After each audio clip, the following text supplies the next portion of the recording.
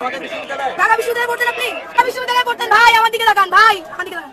আমি কি বোকাচোদা নাকি আমার কপালে বোকাচোদা লেখা আছে? ফারজানা সিথি নামে সেই আলোচিত বাঘিনী কন্যার গোপন ভিডিও ভাইরাল।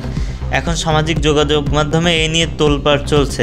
সেই ভিডিওতে দেখা যাচ্ছে একটি ছেলের সাথে মদ্যপান করে তাকে জড়িয়ে ধরে আছেন তিনি এবং অর্ধউলঙ্গ অবস্থায় মৌজমাস্তি করছেন।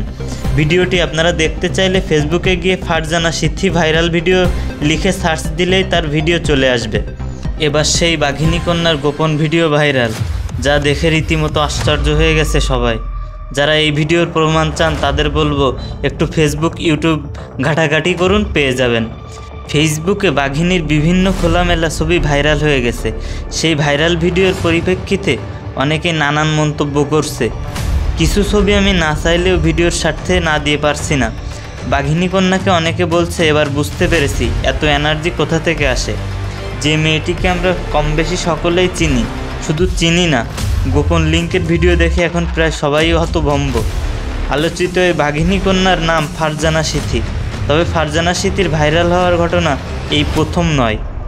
কোটা আন্দোলনের সময় পুলিশের সাথে তার উত্তেজিত আচরণের একটি ভিডিও ভাইরাল হয়।